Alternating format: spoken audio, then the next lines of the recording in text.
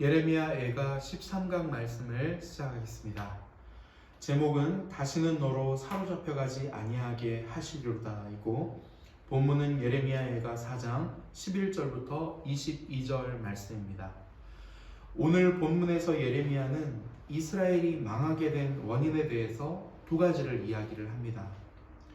그리고 4장 말미에서 결국 이스라엘을 회복시키실 것을 약속합니다. 우리는 오늘 말씀을 통해서 쇠퇴하는 신앙 공동체의 원인을 한번 진단해 볼 수 있겠습니다. 또한 하나님께서 그렇게 쇠퇴하는 신앙 공동체에 품으신 그 계획은 무엇인지를 또 살펴볼 수 있습니다. 자, 그러면 먼저 신앙 공동체가 쇠퇴하는 원인은 과연 무엇일까요? 첫 번째는 바로 영적 지도자들 때문입니다. 11절에서 16절인데요. 다 함께 읽겠습니다. 여호와께서 그의 분을 내시며 그의 맹렬한 진노를 쏟으시며 시온에 불을 지르사 그 터를 사르셨도다. 대적과 원수가 예루살렘 성문으로 들어갈 줄은 세상의 모든 왕들과 천하 모든 백성이 믿지 못하였었도다. 그의 선지자들의 죄들과 제사장들의 죄악들 때문이니 그들이 서금 안에서 의인들의 피를 흘렸도다. 그들이 거리거리에서 맹인같이 방황하며 그들의 옷들이 피에 더러워졌으므로 그들이 만질 수 없도다. 사람들이 그들에게 외쳐 이르기를 저리 가라 부정하다 저리 가라 저리 가라 만지지 말라 하였으며, 그들이 도망하여 방황할 때에 이방인들이 말하기를 그들이 다시는 여기서 살지 못하리라 하였도다. 여호와께서 노하여 그들을 흩으시고 다시는 돌보지 아니하시리니 그들이 제사장들을 높이지 아니하였으며 장로들을 대접하지 아니하였음이로다. 예레미야는 이스라엘의 멸망의 이유를 13절에서 말씀하고 있습니다. 13절 말씀을 다시 한번 읽어보겠습니다.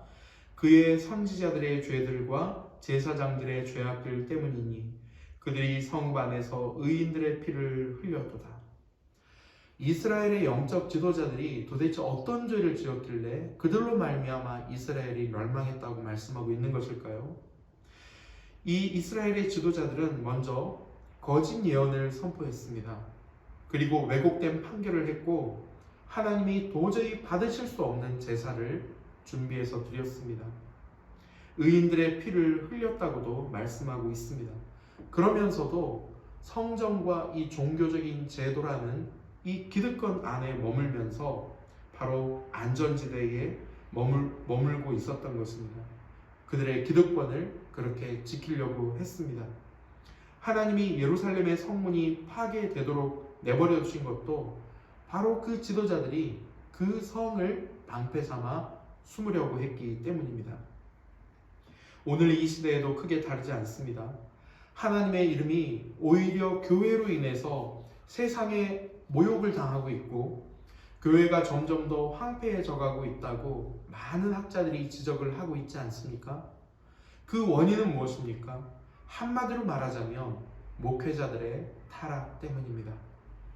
저는 오늘 이 시간 한국 교회를 이야기하지 않으려고 합니다. 왜냐하면 이야기할 자격이 없기 때문입니다. 제가 바로 한국 교회의 목회자이자 선교단체의 지도자이기 때문입니다.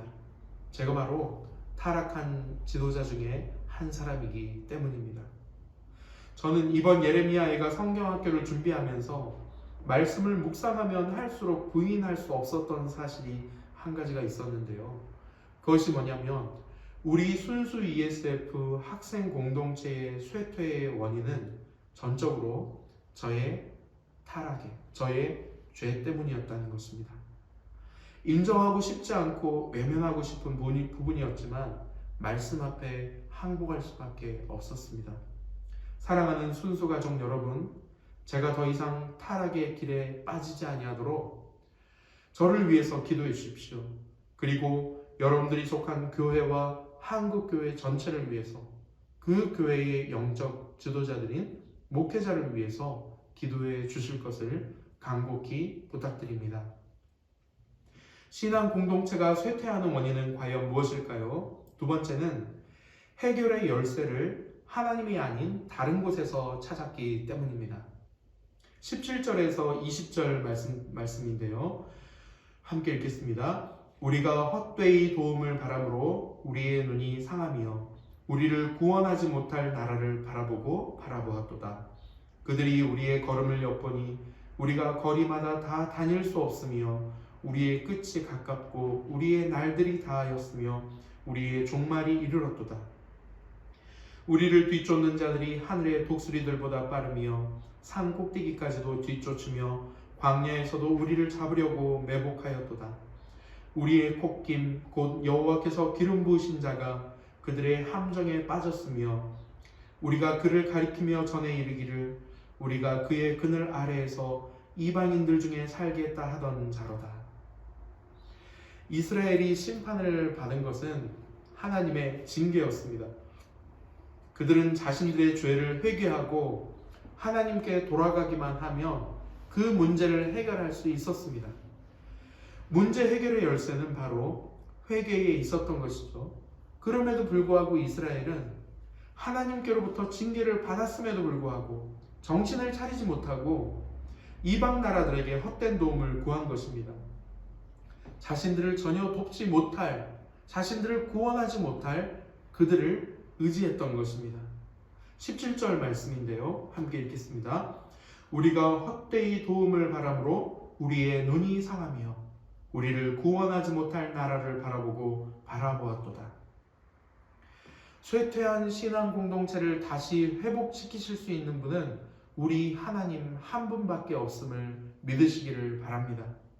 신앙 공동체 회복과 부흥의 열쇠는 오직 하나님만이 가지고 계십니다. 저는 정작 저의 타락의 문제, 저의 죄악의 문제는 건드리지 않은 채 우리 순수 ESF가 쇠퇴하지 않고 부흥할 수만 있다면 다른 곳에서 그런 해결책을 찾았던 것 같습니다. 그것이 바로 저의 경험이었고 저의 방법이었습니다. 또 저의 열정이었던 것 같습니다.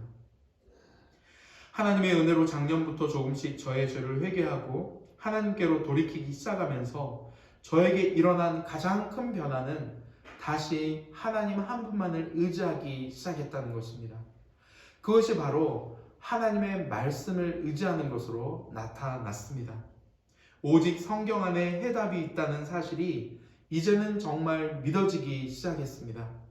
그리고 오직 하나님께만 해결의 열쇠가 있다고 믿기 시작하니까 이제는 기도를 할 수밖에 없게 되었습니다.